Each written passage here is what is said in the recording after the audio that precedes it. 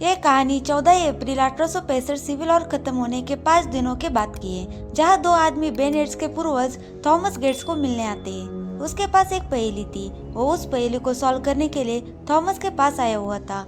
Thomas उस पहेली को सॉल्व करने के लिए कुछ टाइम मांगता है। वहाँ पर एक थिएटर प्ले चल रहा था। जो आदमी थॉमस के पास पहेली सॉल्व करने के लिए आया हुआ था, उसमें से एक आदमी थिएटर प्ले में घुस जाता है और अब्राहम लिंकन को मार देता है। दरअसल एक केजीसी के लोग होते हैं, ये भी ट्रेजर हंट होते हैं और वो खजाने की खोज के लिए थॉमस के पास आए थे। अब्राहम लिंकन भी उनका दुश्मन था। जब थॉमस पहेली सॉल्व करता है तब उसे पता चलता है कि ये केजीसी के लोग हैं और ये पहेली खजाने के बारे में है। थॉमस उन्हें गद्दार कहकर उस सुराग को जला देता है, इसलिए वो आदमी थॉमस को भी मार देता है और उस कागज का जला हुआ आधा हिस्सा लेके वहाँ से भाग जाता है। अब कहानी 142 ईयर्स के बाद प्रेजेंट में आती है, जहाँ बेन और उसके डैड एक सेमिनार में होस्टिंग कर रहे थे। बेन उस सेमिनार में कहता है कि अगर हमारे पूर्वजों ने उस डायरी के पन्ने को ना जलाया होता तो कातिलों के हाथ खजाना लग जाता और अमेरिका शायद सिविल वॉर हार जाती। उस सेमिनार में एक आदमी मिच विल्किंसन कहता है कि लिंकन की हत्या के लिए थॉमस ने केजीसी के आदमियों को मीटिंग के लिए बुलाया था।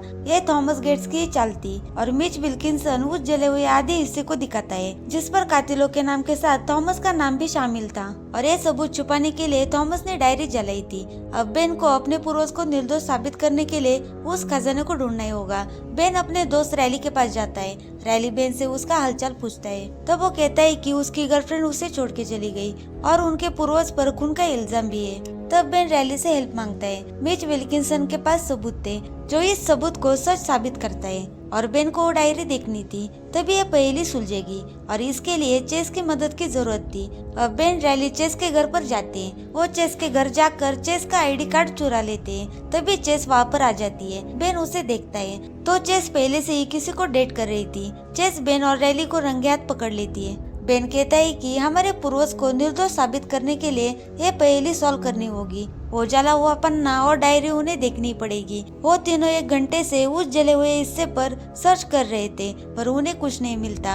रैली और बेन बात कर ही रहे होते हैं, तभी चेस को उस पन्ने पर कुछ नजर आता है। वो उस पन्ने को उल्टा करके देखती है तो उस पर 2-2 अक्षरों की जोड़ी लिखी हुई थी। अब उन्हें इस अक्षरों की पहेली को सॉल्व करना होगा पर उन्हें कुछ समझ नहीं आ रहा था। बेन अपने डैड के पास चला जाता है। बेन अपने डैड से कहता है कि हमारे परदादा ने वो पन्ना इसलिए जलाया ताकि कातिलों के हाथ वो खजाना नहीं लग जाए और इसे साबित करने का एक ही तरीका है, हमें वो खजाना ढूंढना होगा। इसलिए बेन दादाजी की कहानी फिर से सुनाने के लिए कहता है। बेन के डैड कहते हैं कि दादाजी ने मरते वक्त अपने बेटे से कहा था कि जो कर्ज जो सब भरते।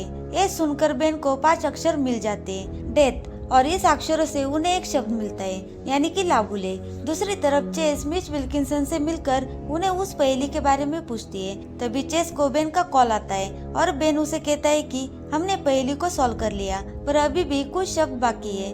बेन चेस को वो अक्षर बता देता है। तभी चेस कहती है कि शायद आखिरी शब्द लेडी होगा। अब उन्हें पहेली में लाबुले लेडी शब्द मिल चुके थे यानी कि एडवर्ड लाबुले। उन्होंने स्टैचू ऑफ लिबर्टी को बनाया था और 3 स्टैचू ऑफ लिबर्टी थे पर उन्होंने एक ही स्टैचू को लेडी कहा था और शायद उसके ऊपर उन्होंने मैप बनवाया होगा, नहीं तो कोई सुराग छोड़ा होगा। वो सभी फ्रांस चले जाते और स्टैचू ऑफ लिबर्टी को देखते और रैली अपने हेलीकॉप्टर की मदद से उस शब्द को कैप्चर करता है। वहाँ पर लिखा हुआ था कि समंदर के पार यह जुड़वा खड़े है अटक, इसे बचाए रखना जिसे हम ढूंढ रहे हैं, लाबुले 1876। अब बेन इस पहेली को सुलझाने की कोशिश करता है और उन्हें इसका क्लू मिल जाता है। अब बेन को बंकिंघम पैलेस में पहुंचना था, वहां जाकर ही उन्हें आगे का कोड मिलने वाला था।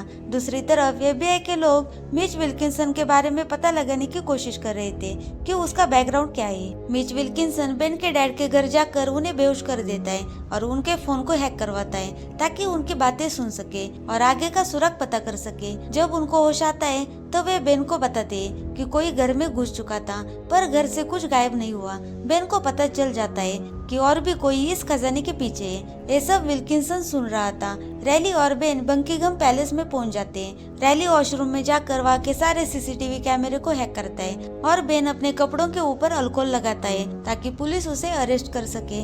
पर तभी चेस वहाँ पर आ जाती है। चेस उसकी मदद करने के लिए आ गई थी पर रैली कॉल पर बेन को कहता है कि चेस को यहाँ से जाने के लिए कहो और बेन वहाँ पर चेस से झगड़ा करने लग जाता है। पुलिस वहाँ पर उसे रोकने आती है तो वो देखते हैं कि बेन ने ड्रिंक की है। बेन पुलिस के साथ भी बदतमीजी करने लगता है। तभी चेस को पता चल जाता है कि बेन झगड़े का नाटक कर रहा है, इसलिए चेस भी उसका साथ देती है। पुलिस उन दोनों को अरेस्ट करती है। यही बेन का प्लान था। रैली हैक के जरिए सिक्योरिटी लॉक को तोड़ देता है और बेन और चेस एक गुलदस्ता लेकर एक लिफ्ट के अंदर बैठ जाते हैं और जहाँ सुराग है उस रूम में चले जाते हैं। वो दोनों टेबल को चारों तरफ से देखते हैं। तब उन्हें उस टेबल पर एक निशान मिलता है। तब रैली उस निशान के बारे में सर्च करता है तो वो बताता है कि यह कंपनी कोई फर्नीचर नहीं बल्कि पजल बॉक्स बनाती थी। बेन उस टेबल के ड्रॉअर के नीचे देखता है तो उसे वहाँ पर किसी तिजोरी की तरह नंबर कोड दिखाई देते हैं। बेन कुछ नंबर कोड डालकर देखता है पर कोई कोड मैच नहीं हो रहा था। तभी बेन को याद आ जाता है कि स्टैचू ऑफ लिबर्टी पर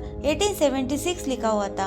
बेन उस कोड को डालता है तो एक लॉकर खुल जाता है। उन्हें उसमें एक लकड़ी का टुकड़ा मिलता है पर उन्हें लैंग्वेज समझ नहीं आती क्योंकि वो 12वीं सदी की लैंग्वेज होती है। तभी रैली कहता है कि तुम्हें जल्दी से वहाँ से निकलना होगा, सिक्योरिटी गार्ड तुम्हें ढूंढ रहे हैं। रैली वहाँ के सारे सीसीटीवी कैमरे को खराब कर देता है और फायर अलार्म बजा देता है। रैली, चेस और बेन लोगों के भीड़ के साथ बाहर निकल आते हैं। वो गाड़ी में बैठने वाले थे तभी विल्किंसन वहाँ पर पहुँच जाता है। जब बेन उसे वहाँ देखता है तो उसे पता चल जाता है कि विल्किंसन भी इस खजाने के पीछे पड़ा हुआ है। विल्किंसन के आदमी उन पर गोलियां चलाते।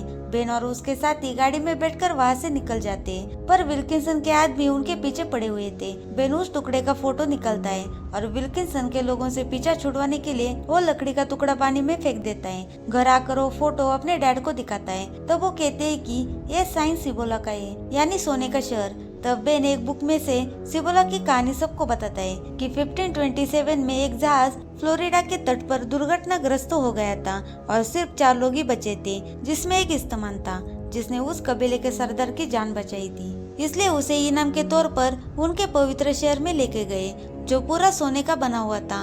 उसके बाद फिर से इस्तेमान उसे ढूंढने के लिए गया पर वो उसे ढूंढ नहीं पाया और कई सारे लोगों ने उस खजाने को ढूंढने की कोशिश की पर कोई भी उस खजाने तक पहुंच नहीं पाया। बेन कहता है कि इस पर और भी कई साइन है जो इसे सॉल्व करने के लिए मॉम की मदद लगेगी, पर बेन के मॉम डैड अलग हो चुके थे इसलिए बेन के डैड मना कर देते हैं। पर इस सुराग को सॉल्व करने के लिए उन्हें उनके पास जाना ही पड़ेगा। पर वहाँ पर जाके बेन के मॉम डैड के बीच झगड़ा हो जाता है। बेन उन दोनों को किसी तरह से शांत करके उनको फोटो दिखा देता है। बेन की मॉम उस साइन को सॉल्व करती है। इसका मतलब नेक पंछी को ढूंढो और उसको अपना हाथ थाम कर ले जाने दो और उसके बाद उसे पवित्र मंदिर का रास्ता दिखाने दो। बेन की मॉम कहती है कि इसका आधा हिस्सा मिसिंग है और बेन को पता था कि वो आधा हिस्सा कहाँ पर मिलेगा और ये आधा हिस्सा व्हाइट हाउस यानी कि ओवल ऑफिस में मिलेगा। अब उन्हें चेस के नए बॉयफ्रेंड की जरूरत थी जो इस ऑफिस में सिक्योरिटी की जॉब करता है। उसके जरिए चेस और बेन उस ऑफिस तक पहुंचते हैं। चेस अपने बॉयफ्रेंड को अपनी बातों में उलझा देती है।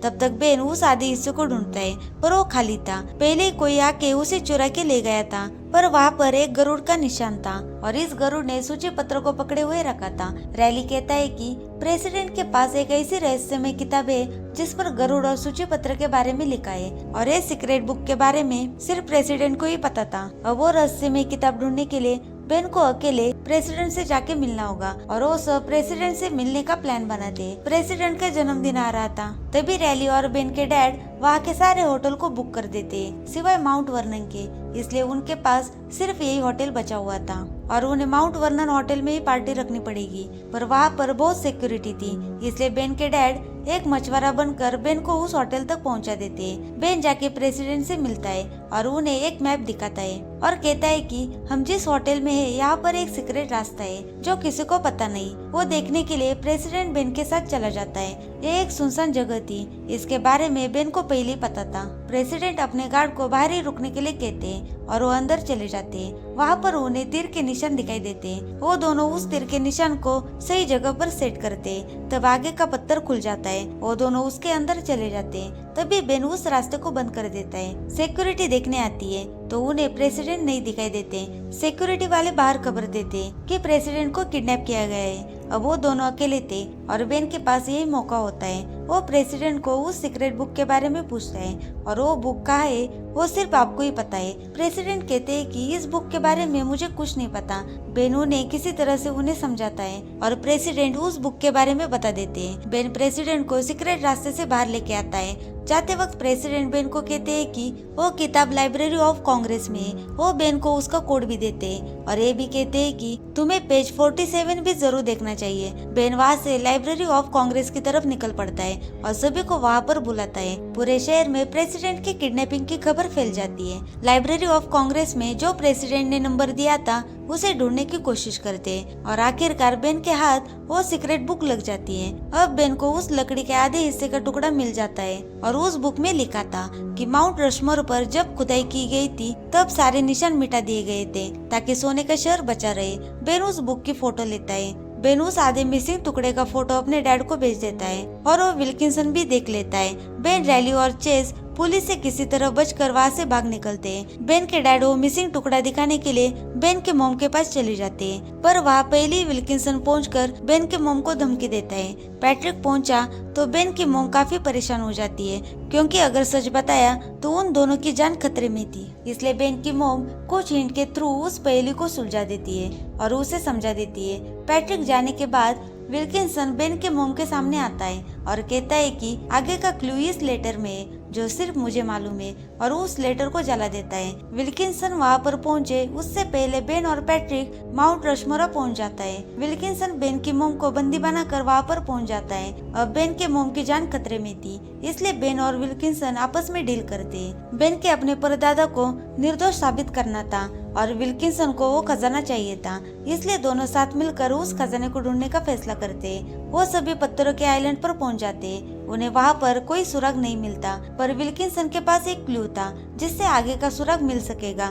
बेन विल्किंसन से पूछता है कि उस लेटर में क्या लिखा था। विल्किंसन कहता है कि उसमें लिखा था कि अंदर जाने का रास्ता बिन बादल के बरसात से दिखेगा, इसलिए वे सभी पत्थरों पर पानी फेंकना शुरू कर देते हैं। जैसे पानी पत्थरों पर पड़ता है तो उस पत्थर का रंग बदलना स्टार्ट हो जाता है। एक एक करके सभी पत्थरों पर पानी डालते हैं। तभी चेस को पत्थरों पर गरुड़ का निशान दिखाई देता है और जो पहेली थी नेक पंछी को ढूंढो, उसको अपना हाथ थाम कर ले जाने दो और उसके बाद उसे पवित्र मंदिर का रास्ता दिखाने दो। इस पहेली को फॉलो करते उस गरुड़ के ऊपर एक होल बना हुआ था।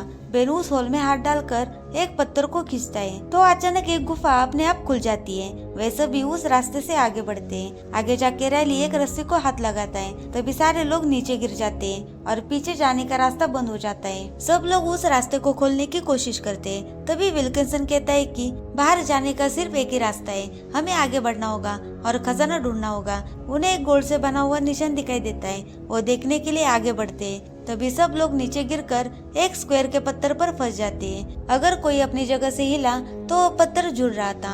अब इन चारों को अपना बैलेंस बनाए रखना होगा।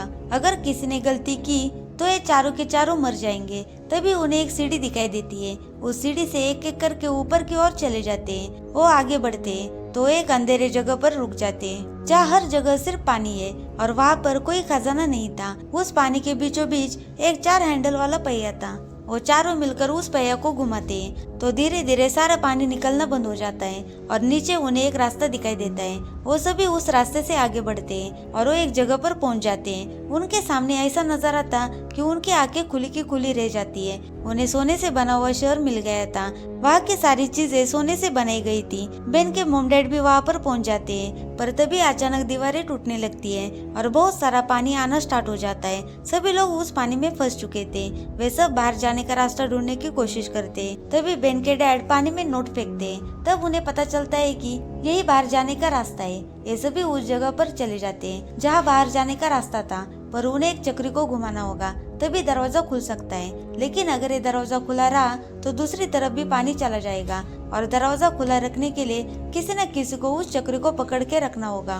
तभी विल्किंसन चेस के गले पर चाकू रख देता है और कहता है कि यहाँ से सबसे पहले मैं निकलूंगा। बेन मान जाता है और वो अकेले चक्री को पकड़ने के लिए तैयार हो जाता है। बेन और विल्किंसन उस चक्री को घुमाते हैं और दरवाजा ओपन होता है, पर पानी का बहाव इतना था कि अपने आप बेन के मॉम डैड और चेस आसानी से दूसरी तरफ चले जाते हैं, पर बेन और विल्किंसन वहाँ पर फंस जाते हैं। विल्किंसन कहता है कि अब हम में से सिर्फ एक ही जा सकता है। बेन उस दरवाजे में फंस चुका था, इसलिए अब दरवाजा खुला ही रहेगा। और वो बेन से कहता है कि तुम यहाँ से दूसरी तरफ चले जाओ, वरना दूसरी तरफ भी पानी भर जाएगा और सब के सब मारे जाएंगे। विल्किंसन कहता है कि मैंने इस सोने के शहर को ढूंढा है और सबको ये बात पता चलनी चाहिए।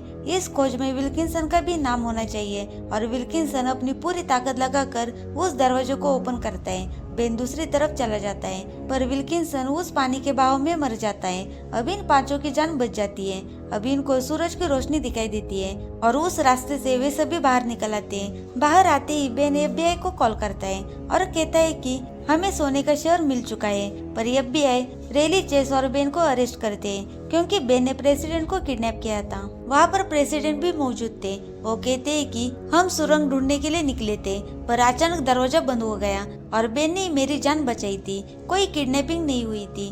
अब बेन के ऊपर का किडनैपिंग का इल्जाम भी हट चुका था और साथ ही साथ थॉमस गेट्स पर लगे हुए इल्जाम भी हट जाते हैं। अमेरिका को खोया हुआ खजाना मिल जाता है। अब चेस और बेन भी फिर से रिलेशन में आ जाते हैं। रैली के पास एक लड़की आके ऑटोग्राफ मांगती है।